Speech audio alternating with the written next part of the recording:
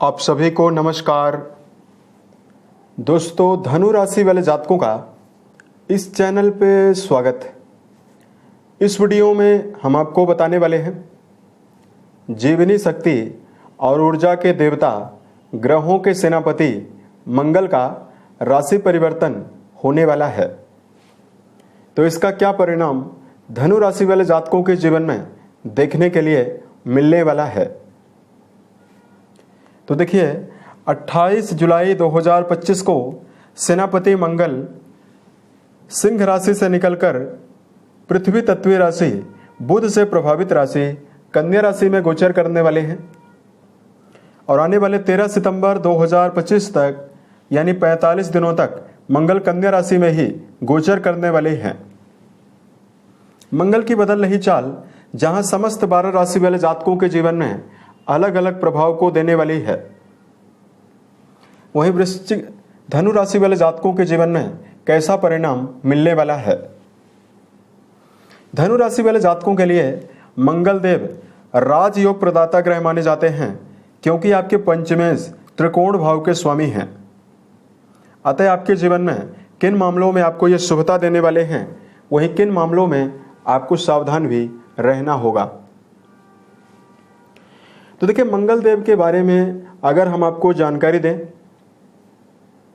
दोस्तों सेनापति मंगल को ज्योतिष शास्त्र में क्रूर ग्रह का संज्ञा मिली हुई है और इनको भूमि पुत्र कहा जाता है।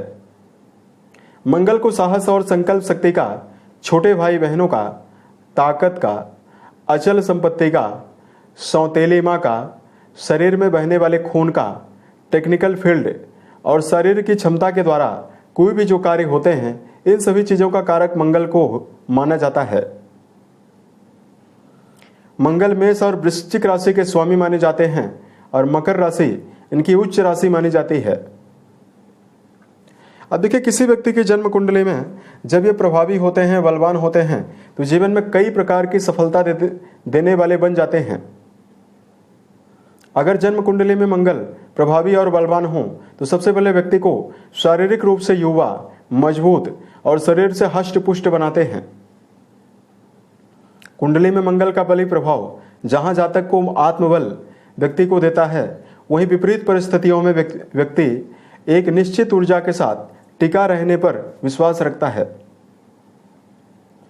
यानी संघर्षपूर्ण वातावरण में भी सफलता की जो संभावना है, मंगल के बली प्रभाव से व्यक्ति को जीवन में मिलती है।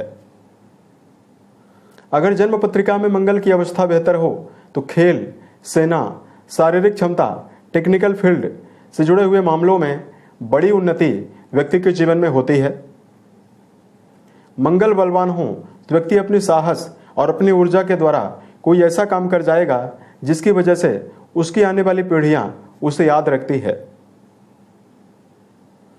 लेकिन यही मंगल अगर कुंडली में पीड़ित अवस्था में यानी शनि राहु केतु के प्रभाव में हो, सूर्य देव के द्वारा यदि अस्त हो या नीच राशि कर्क में विराजित हो, तो व्यक्ति को वाद विवादों का सामना, कोर्ट कचहरी और मुकदमेबाजी जैसे विषयों में केवल धन का नुकसान होता है, विजय नहीं मिल पाती है।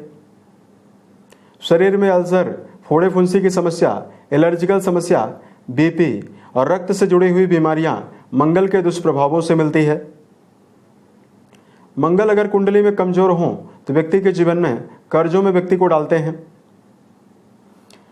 मंगल की अवस्था अगर कुंडली में दुष्प्रभाव बनाकर बैठी हुई हो, यानी मंगल अगर इन भावों में मौजूद हो और मंगल दोष अगर नल्लीफाई ना हो, यानी मंगल दोष अगर निष्फल बृहस्पति के द्वारा ना हो, तो फिर वैवाहिक जीवन के मामले में समस्याओं का सामना करना पड़ता है। तो जब पता चल जाए कि मंगल की अवस्था कुंडली में कमजोर है, तो मंगल से जुड़ा हुआ उपाय जीवन में जरूर करना चाहिए।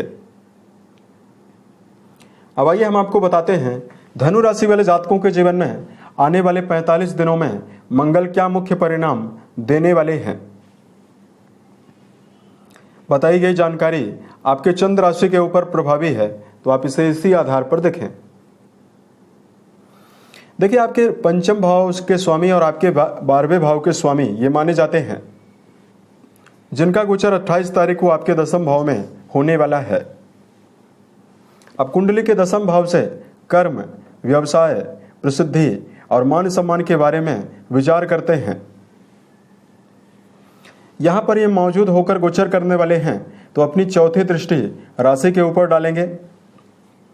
सातवीं दृष्टि आपके सुख भाव में डालने वाले हैं और जो अपनी अष्टम दृष्टि है वो आपकी स्वयं की राशि में और आपके पंचम भाव में डालेंगे।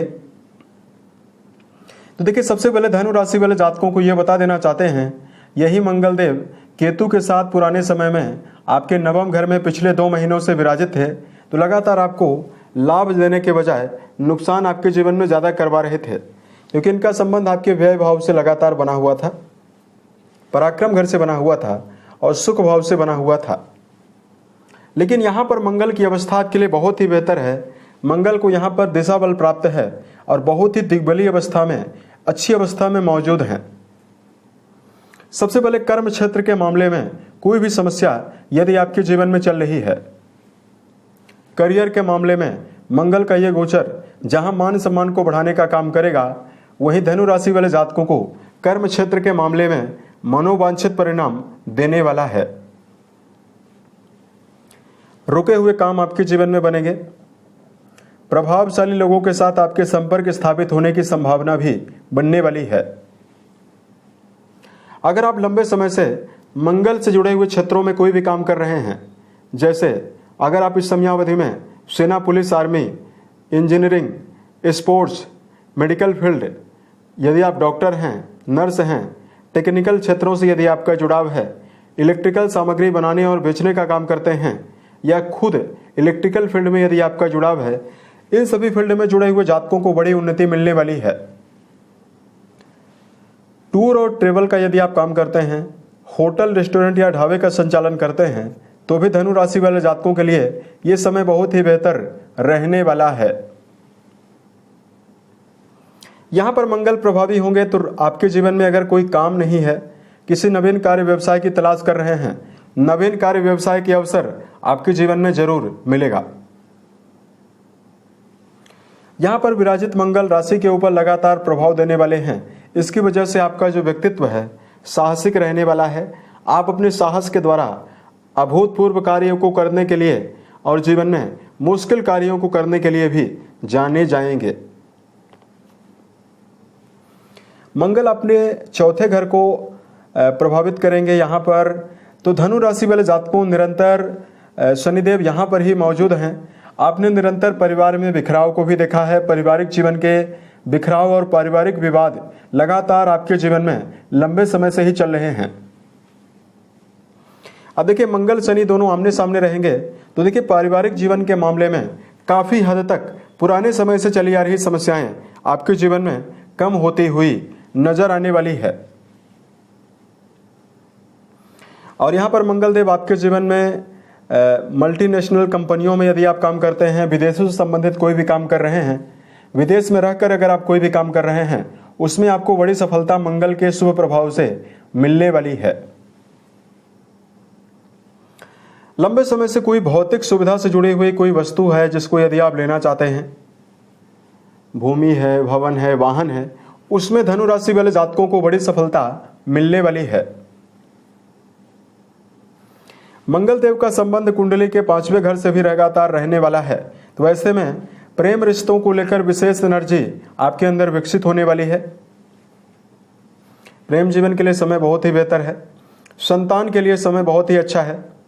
ऐसे जातक जो इस समयावधि में संतान सुख से वंचित हैं, यदि आप जीवन में नवीन संतति की कामना लेकर चल रहे हैं, तो आपके जीवन में मंगल देव की जो शुभता है वो आने वाले समय में आपको नवीन संतति देने वाली है।